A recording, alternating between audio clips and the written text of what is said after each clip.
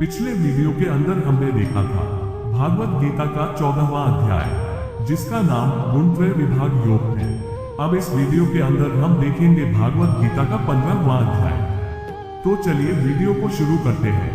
भगवत गीता का 15वां अध्याय पुरुषोत्तम योग के नाम से जाना जाता है। इस अध्याय में भगवान श्री कृष्ण ने इस संसार की असली प्रकृति, आत्मा का महत्व और परम पुरुष पुरुषोत्तम यानी भगवान की सर्वोच्च स्थिति को समझाया है।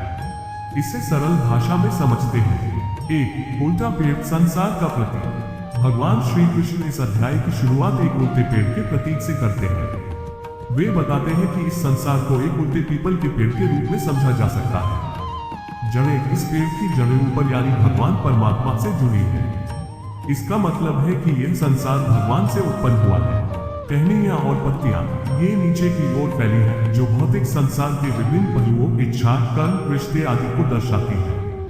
फल, पेड़ के फल अच्छे और बुरे कर्मों के परिणाम होते हैं। व्यक्ति को अपने कर्मों के अनुसार सुख दुख का फल मिलता है। जड़, भगवान ने यह भी कहा कि इस पेड़ की जड़ें ऊपर होने का मतलब यह है कि यह संसार स्थायी और परिवर्तनशील है। इसे स्थायी या सत्य मानना गलत होगा। भगवान इस पेड़ का उदाहरण देते हुए समझाते हैं कि यह संसार भले ही आकर्षक दिखता है, लेकिन इसकी वास्तविकता भ्रम माया है। हमें इस पेड़ की जड़ों भगवान की ओर ध्यान देना चाहिए, न कि इसकी शाखाओं और पत्तियों में उलझना चाहिए। 2. इस संसार से मुक्ति कैसे पाएं? भगवान बताते हैं कि जो लोग इस संसार के पेड़ से बाहर निकलना चाहते हैं, उन्हें इस पेड़ की जड़ों को काटना होगा। कैसे काटें? इसे काटने के लिए वैराग्य यानी मोह से मुक्ति चाहिए। संसार की इच्छाओं और भोगों से दूर रहकर ही व्यक्ति इस बंधन से मुक्त हो सकता है। भगवान की शरण। भगवान कहते हैं कि संसार के इस उलझे हुए पेड़ से निकलने का एकमात्र तरीका यह है कि व्यक्ति उनकी शरण में आए। जब व्यक्ति भगवान में समर्पित हो जाता है, तभी वह संसार के बंधनों से छूट सकता है। 3. आत्मा और शरीर का संबंध। भगवान बताते हैं कि यह शरीर अस्थायी है, लेकिन आत्मा अमर और शाश्वत है। आत्मा शरीर के साथ बंधी हुई रहती है, और जब शरीर समाप्त हो जाता है तो आत्मा नया शरीर धारण कर लेती है। ये चक्र तब तक चलता रहता है जब तक आत्मा भगवान की शरण में आकर मोक्ष प्राप्त नहीं कर लेती।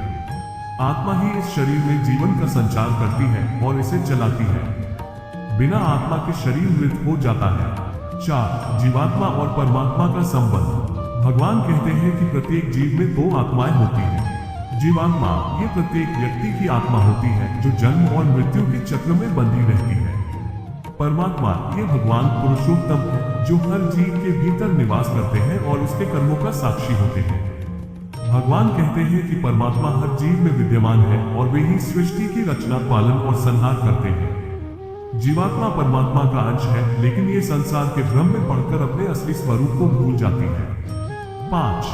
पुरुषोत्तम। भगवान कौन है? भगवान श्री कृष्ण समझाते हैं कि वही परम पुरुष पुरुषोत्तम है। पुरुषोत्तम वह है जो संसार के तीनों लोगों से परे है और सब कुछ उसी के द्वारा नियंत्रित होता है। परम पुरुष वह है जो सभी आत्माओं का स्रोत है, जो सब कुछ जानता है, जो हर जगह विद्यमान है और जो सभी कर्मों का फल देने वाला है। भगवान कहते हैं कि जो व्यक्ति उन्हें पुरुषोत्तम के रूप में जान लेता है, वह संसार के बंधनों से मुक्त होकर मोक्ष प्राप्त कर लेता है। 6. ज्ञान का सार। भगवान श्री कृष्ण अंत में कहते हैं कि जो इस ज्ञान को जान लेता है, वह सच्चे ज्ञान को प्राप्त कर लेता है। ये ज्ञान व्यक्ति को संसार के भ्रम से बाहर निकालता है और उसे भगवान की शरण में आने का मार्ग दिखाता है। ऐसा व्यक्ति मोक्ष प्राप्त करता है और उसे फिर जन्म मरण के चक्र में नहीं आना पड़ता। निष्कर्ष। भगवत गीता का 15वां अध्याय हमें सिखाता है कि यह संसार एक उल्टे पेड़ की तरह है, जिसमें हमें उलझने के बजाय इसकी जड़ों भगवान की ओर ध्यान देना चाहिए। ये संसार अस्थायी है और आत्मा अमर है। सच्ची मुक्ति, मोक्ष भगवान की शरण में आने से ही संभव है। भगवान ही सर्वोच्च है और उन्हें पुरुषोत्तम कहा जाता है। जो व्यक्ति इस सत्य को जान लेता है, वह संसार के बंधनों से मुक्त हो जाता है और मोक्ष प्राप्त करता है। ये था भागवत गीता का 15वां अध्याय। मिलते हैं भागवत गीता के 16वां अध्याय में।